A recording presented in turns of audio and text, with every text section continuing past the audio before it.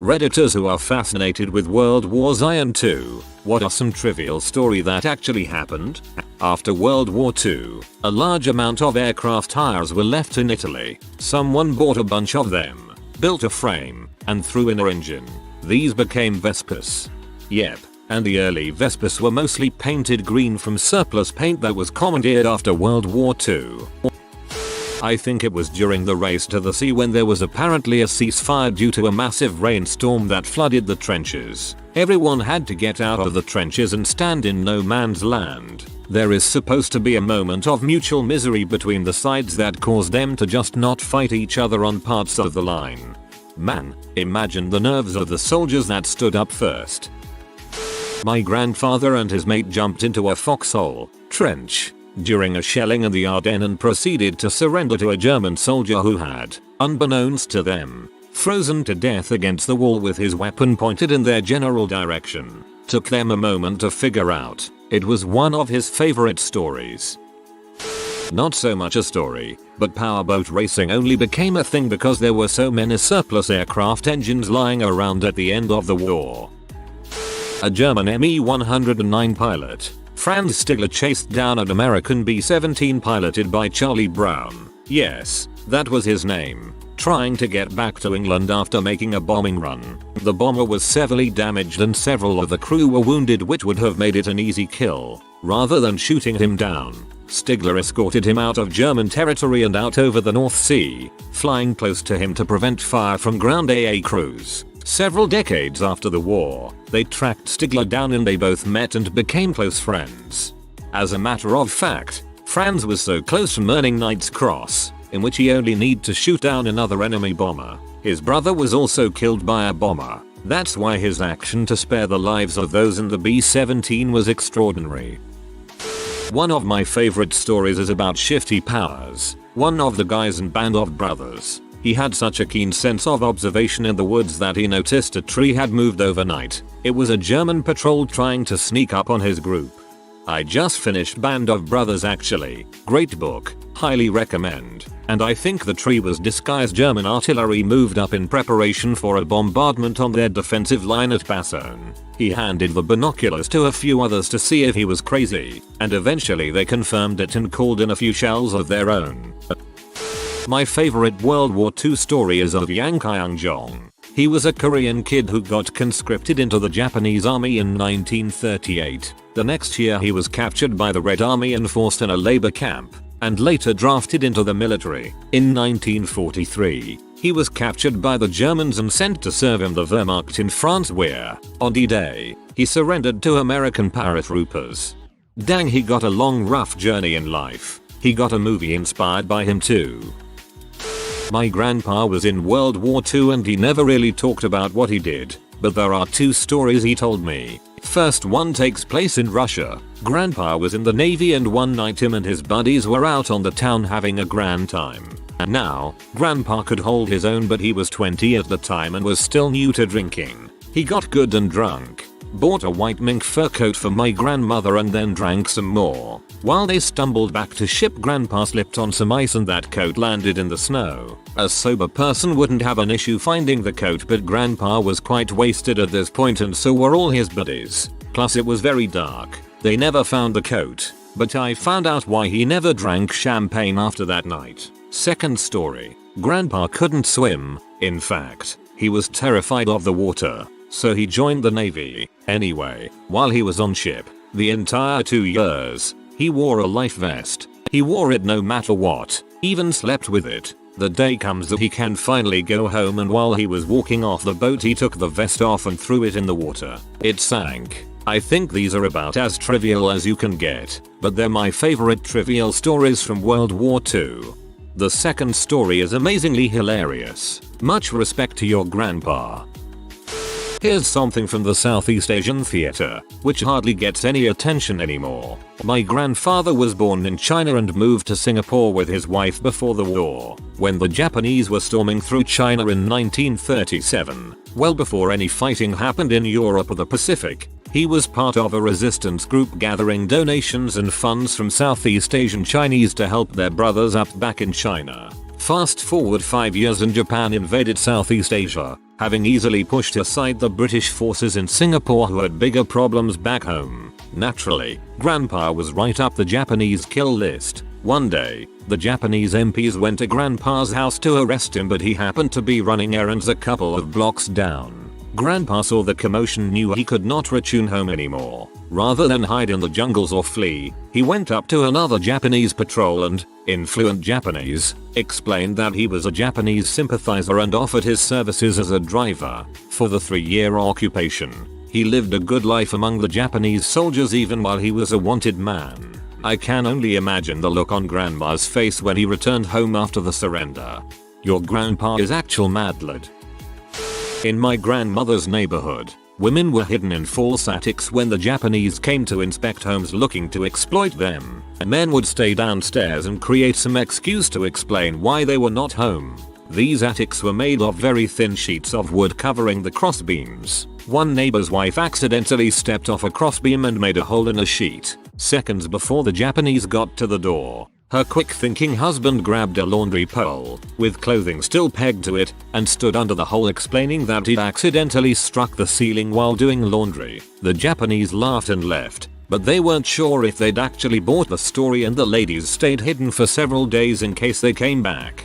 Here in the Netherlands, a lot of men hid in false attics like that 24/7 because the Germans told the men as slave labor to Germany. My grandfather didn't know his dad was up there because the Germans bribed the kids to rat out their fathers. I'm adding another story of my grandfather's just because I feel like it might actually be appreciated. The war had ended and they were moving back toward France but were still in Germany. They were moving through some town and heard what my grandfather called their Czech Charlie. I guess they were small aircraft used by the Germans to designate artillery targets at night. Anyway, this plane comes in for a landing in a muddy field behind a row of houses. Guy landed but nosed it and the plane flipped over at the last minute. They all go running over to see what the deal was, and this Luftwaffe pilot opens the door, upside down, and out spills hundreds of pounds of raw bacon. Dude decided since the war was over he'd bring home the bacon. Yes, they all ate bacon that day. We need more soldiers like him. Anyway, I'd love to read other references if there are any. This is an anecdote from a war memoir. I'm trying to recall what I can from memory. One day during the later days of the war, a Cromwell tank was out scouting ahead of the rest of his company, which is commonplace given the Cromwell is an exceptionally fast tank. The commander is sitting up in the turret, observing out the top hatch. It's Holland and they haven't encountered any Germans, so he's not particularly cautious today. After driving alongside an embankment, the tank suddenly comes up fire with numerous shells hitting the armor. It didn't blow them up instantly, but it was definitely bigger than a machine gun. Naturally, the commander's first instinct after getting inside is to instruct the driver to pull back and get the vehicle behind cover. When you're getting shot at, after all, you don't want to waste time trying to identify who just in case they're aiming an even bigger gun in your direction. You find cover quickly. Once they were safe behind the embankment, the commander hopped out of his turret and headed up on foot to the embankment to take a look and see who had the gall to shoot at him and his crew. In the distance, he spots a German anti-aircraft vehicle, which is driving away as fast as possible. It's basically a bunch of 20mm guns on a truck, which meant it could never have penetrated the armor of a Cromwell tank, and the commander is cursing his luck that he allowed the enemy to escape. As the commander returns to his vehicle, he notices the rest of his crew have all climbed out and are gathered around the front of the vehicle. Curious, he goes to see what has their attention, and when he arrives, he sees why. All across the front of the tank are 20mm rounds, embedded in the armor, sticking out line quills on a porcupine. Shells aren't supposed to do that. They're supposed to hit armor and either penetrate or shatter, or both. Puzzled by this mystery, the crew returns to base and the commander takes to one of the quartermasters about his tank's newest fashion accessories. The man looks up the tank's serial number and reports back the reason. Turns out, the Cromwell tank was actually just a training vehicle, which meant it didn't have proper armor. Instead of in 3 inches of hardened steel, they had much thinner, softer steel plating. It also answered the mystery as to why their Cromwell had always been so much faster than everyone else's. Surprisingly, the entire crew of the tank was adamant that they be allowed to keep it. After all, they had survived the war this long with that Cromwell, through all of France and Holland, without any injury. Clearly, this was a lucky tank. Nice one. This is one funny war trivia. My grandfather was in charge of cavalry horses during World War I. As soon as he made it to France, the Germans surrendered. He wrote back to his family, "They must have heard I was coming." He also confided in my dad before my dad shipped out to Vietnam that a French woman offered herself to him in exchange for a blanket. My grandfather was also shipped over as part of the horse cavalry. Both he and my grandmother have passed away, but I seem to remember being told he didn't spend much time on horseback. A guy I take care of has lots of stories about his time in the war in the British Army. One story he tells is that on Gold Beach on D-Day him and his mates were hunkered down on the beach and a line of tanks was coming down the hill at them to drive them into the sea. He said he knew they were all goners and they were screwed until a Sherman tank came out of nowhere and blew up the one furthest on the right. All the German tanks turned to fight the Sherman, and for over an hour the crew of that one Sherman tank harried the German tanks and they secured the beachhead. He said the Sherman was eventually destroyed and all of the guys inside killed, but that every night he prayed for them and thanked them for saving everyone. I hope that these men were somehow identified and given the proper recognition they deserve. Truly incredible. In India, the US troops who maintained, serviced and rebuilt the planes flying over the hump, the Himalayas, were told to scrap the trucks and jeeps they had at the end of the war, to keep the market for them good for Ford after the war. They had a contest of driving them off a cliff into a river, see who could jump out last. My grandpa always told me about flying over the hump. A true bit of trivia: for many years when asked about his experience as a gunner on the USS Mississippi, my grandfather's go-to response was to mention that his pudding got stolen at lunch one day, and that ever after that he was vigilant against this threat. The man was passionate about the issue. My grandfather served in the African campaigns. As part of his ration, he was given condoms. He used to use them to keep his cigarettes dry. I'm not entirely sure what my granddad did during World War II. All I know is that he did math and helped to figure logistics. He was in North Africa, Italy and the Pacific, but he never told us anything else. The only thing we do know is that he smacked down his own mother when she complained about rations. And that's only because my mom still has the letter. It wasn't mean, just very direct. He broke down the cost of supporting a military during wartime and what a soldier actually receives. Very cool. You might enjoy reading Cryptonomicon. It features storylines like that. My grandfather fought in the Pacific Theater and got his finger chopped off by a Japanese soldier. He eventually shot him and he took the sword that cut his finger. Hi guys, sorry for the delay, I'm new to Reddit. I forgot to mention there is a blood stain from his finger still on the sword. I'm not sure how, but there is. I'm on vacation right now, so I'm looking for a picture of it to share. My grandfather was in the Italian campaign. Near the Italian surrender, his battalion came upon some Italians hiding in a bush. In his best Italian he said, "Come out or we'll shoot." Instant laughter came from the bush and they all surrendered. He asked why they were all laughing and one replied, "You said come out or we'll crap." That was his favorite story to tell, and he hated talking about the war. My pop, God bless his soul, had his stripes ripped off. This happened after refusing to go on a scouting mission due to believing that it was suicide. Even for a soldier, no one made it back. Dang, another butterfly effect here. Glad to know that your grandpa listened to his gut. May he rest in peace. My grandparents and mother were Japanese POWs in World War II, Dutch, captured in Indonesia. My grandmother had a beautiful lace christening gown that she was able to keep hidden through the entire war by folding it as small as possible and tying it up in some rags. Post-war, all of their kids, grandkids and great-grandkids have been baptized in that gown.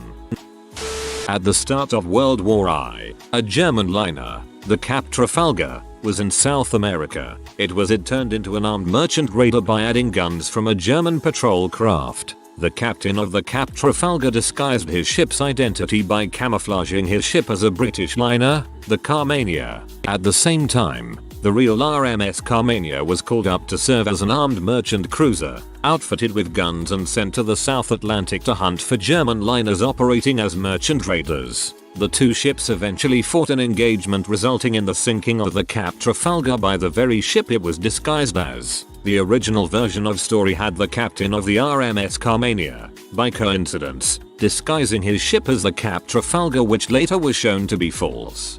That ship's a spy.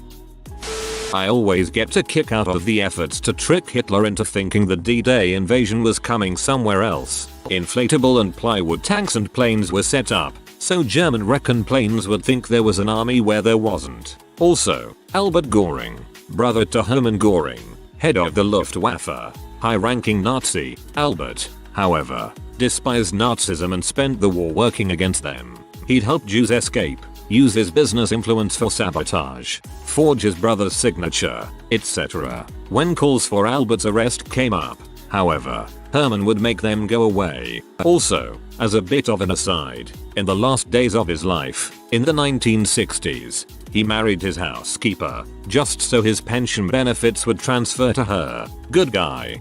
I like the case of talking the guy who died of pneumonia in Scotland, dressing him like a soldier and dropping him off the coast of Spain with fake orders saying the invasion was coming through Greece. When he washed up on shore, a Nazi spy in Spain took it up to his commanders and it was bought hook, line and sinker. My grandfather went for a pee during the Greco-Italian War, part of World War II, in northern Pindus, and came back with a platoon of Italians who had surrendered to him after seeing him, probably hoping to be sent home. Your grandfather was so hung, the Italians surrendered to him.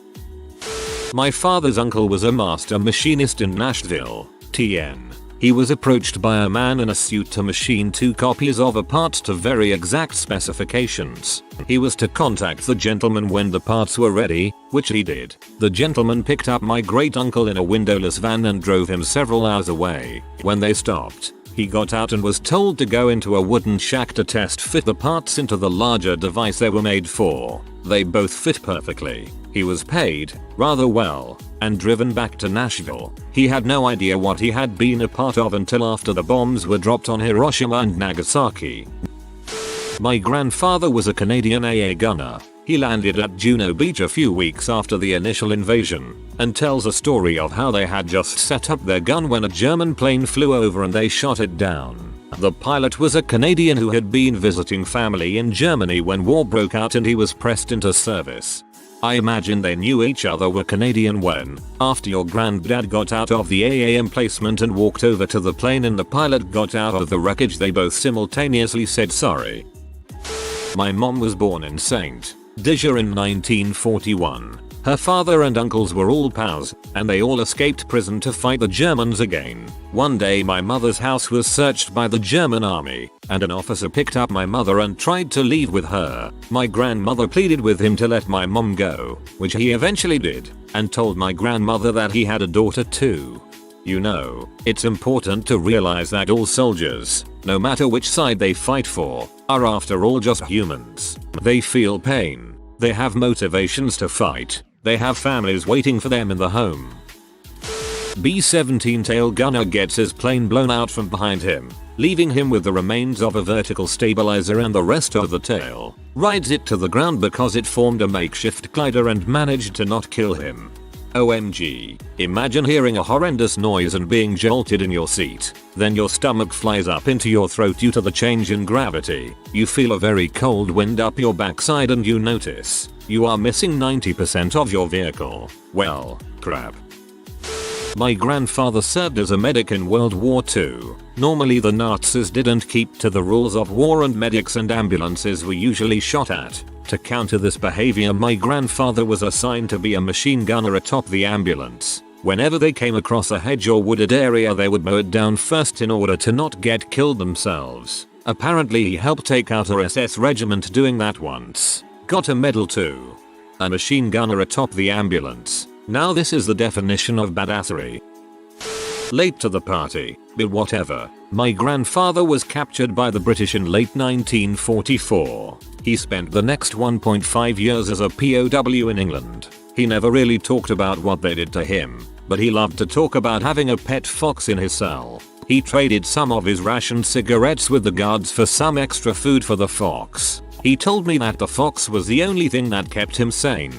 It doesn't matter how late you are, I'll be here reading all the comments. However, rarely do I find a story from a German's perspective, yet I find it mesmerizing to know that he made friend in the cell, and looks like the guards are not that ruthless. I'd love to read another story of your family if you don't mind. My grandpa, who is 101, was a bomber mechanic in World War II in the US Army AF. He shipped back from England after the European War was over. He helped fly POWs out of Munich, then went to Florida to put a new crew together to ship over to the Pacific. He stayed on base during a Christmas holiday and a hurricane came through, which demolished the barracks he lived in. The wall fell over on him, but he was by a window, so he survived because he went through the glass. He got all cut up and broke his leg, got rescued, and ended up in the hospital and never went to the Pacific. He kept some of his tools because they were just scrapping them, and I have them now. Probably late to the party here, but here goes. My grandfather in World War II lived in Ukraine and got pulled into the army by the Russians. Not sure where he was actually put. He was also part German, and so when he was captured, he told his captors that he was German. So they just put a swastika armband on him and let him fight in his Russian uniform. He got captured by the Russians and they let him fight again for them. Grandpa told me this story. There was this base out in the desert. A soldier there was manning an AA gun and kept noticing this spy plane above them. He asked his officer if he should shoot down. Officer said yes. Next time he saw the plane, he shot it down. The plane was able to land relatively safely, skidding on its belly in the sand. The pilot was captured and interrogated. He was asked if he had any family. A name he mentioned was very familiar. It was the name of the guy who shot him down. They asked the gunner if he had a brother by the name of the pilot. Gunner said yes. The gunner said yes. The gunner shot down his own brother who was on the opposite side of the war. 2 stories. My grandfather was on a recon mission in a small village in France. He was sneaking around the buildings when he heard the loud shoes of Nazi soldiers on cobblestones. He said, the Nazis could always be heard coming down the street because of their hard leather shoes. He was ready at the corner when a cow came charging around at him. Toward the end of the war, he was responsible for transporting and watching over a high-ranking Nazi officer. He spent so long with him, it became easy to see how in any other time they could have been friends. He said he never felt more conflicted his entire time while at war. Jasper Maskelyne was a popular British stage magician who joined the Royal Engineers during World War II and used his talents to really mess with the Germans. He made battleships appear where there were none, made bombers miss their targets by moving them, blinded bomber pilots with strobe lights so they couldn't focus, and smuggled a bunch of James Bond type escape tools and care packages to POWs. In 2002, The Guardian wrote, Maskelyne received no official recognition. For a vain man this was intolerable and he died an embittered drunk. It gives his story a poignancy without which it would be mere chest beating. He was so unusually awesome, but this statement hurts me a bit. A British pilot got separated from his squad and formed up with a squad of German Bf-109s. Crap went down when he realized that they were not, in fact, Hawker Hurricanes. Source: heck if I remember where I heard it. Dang, this sounds awesome if it's true. I'll find another resources if you could remember any other details.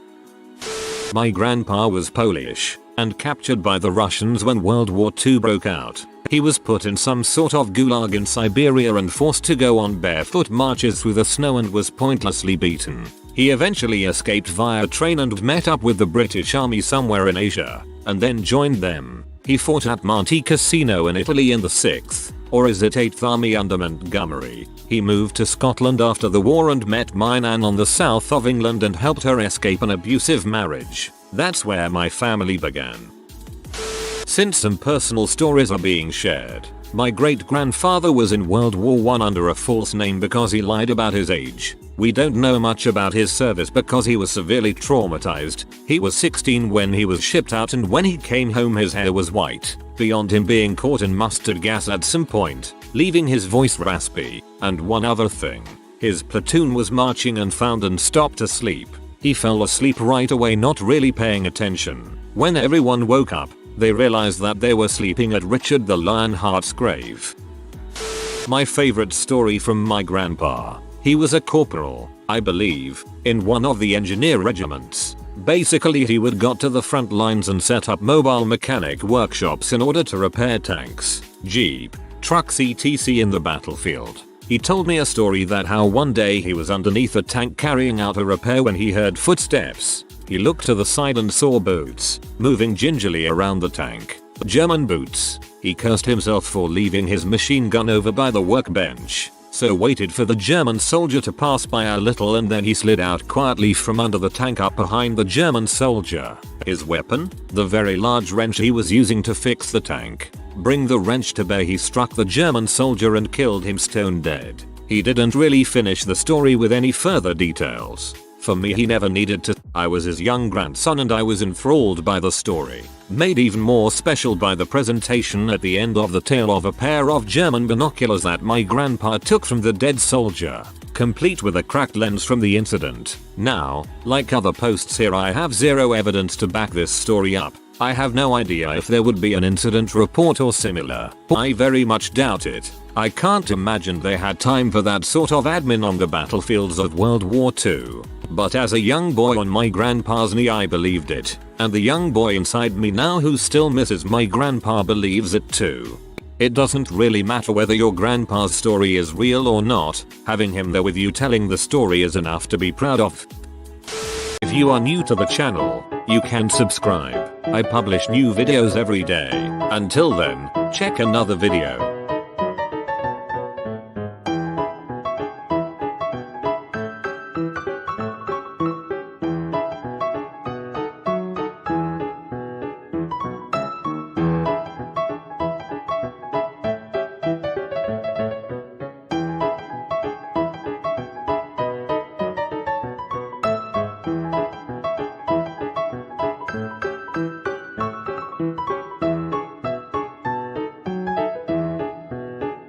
Bye for now.